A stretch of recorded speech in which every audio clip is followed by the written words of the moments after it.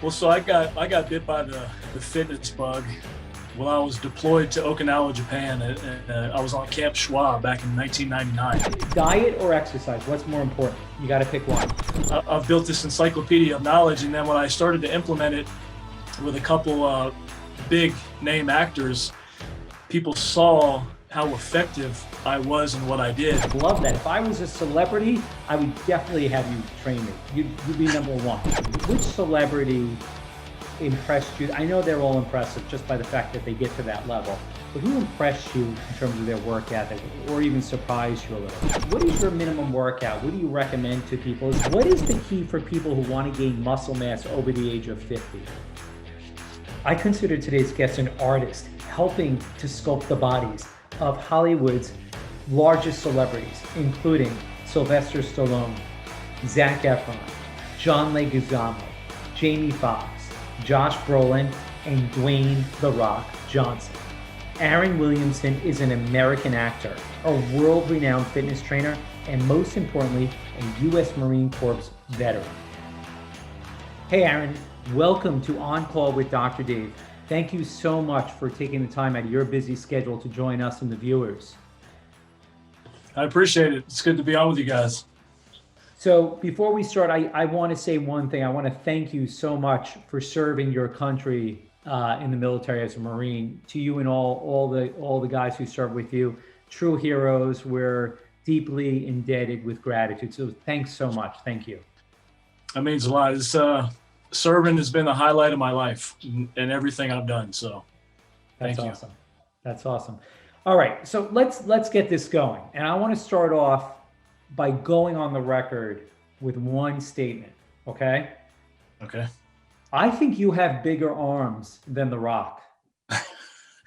At one time I would agree with you, but I would say right now I'm a little undersized.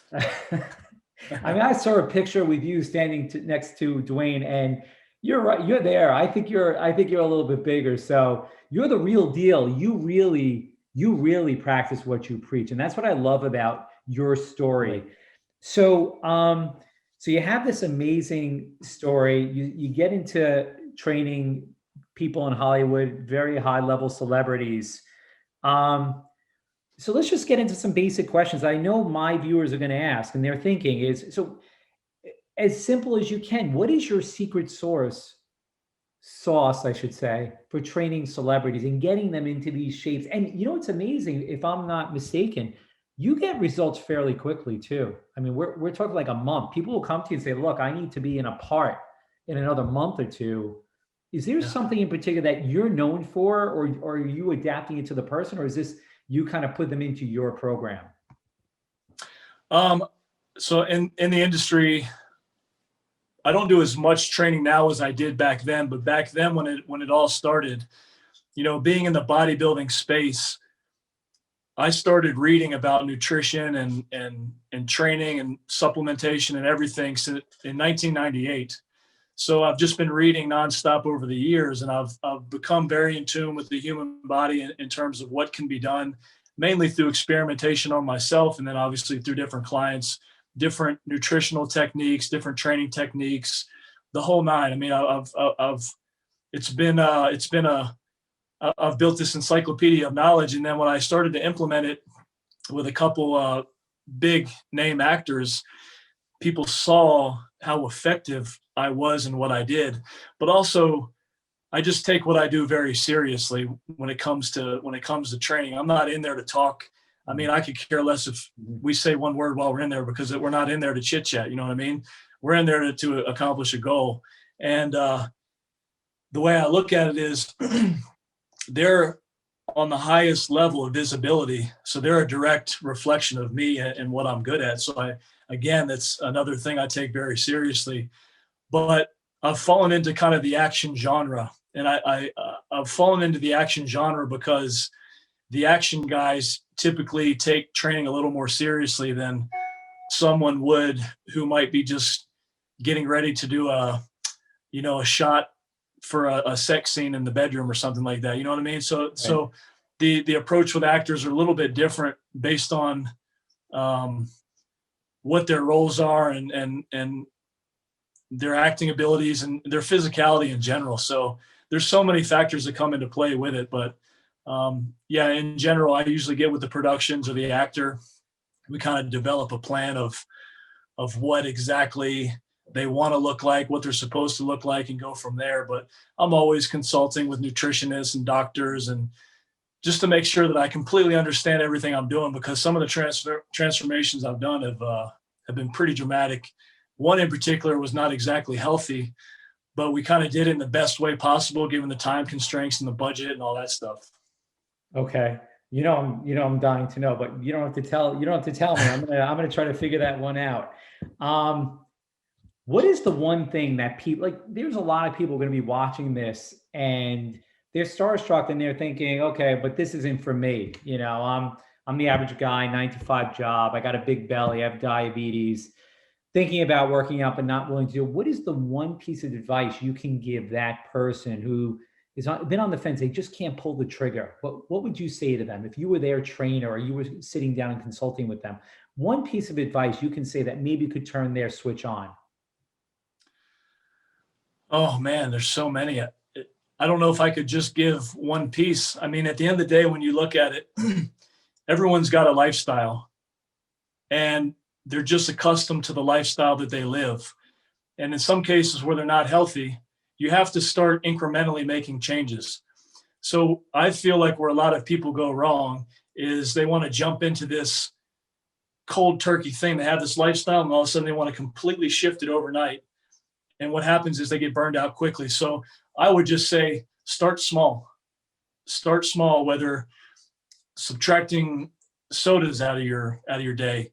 After you eat meals, go for a 10-minute walk, drink more water. All these small things will eventually add up and you'll notice changes start to happen. You'll feel better. Your health is going to be better. You might be sleeping better.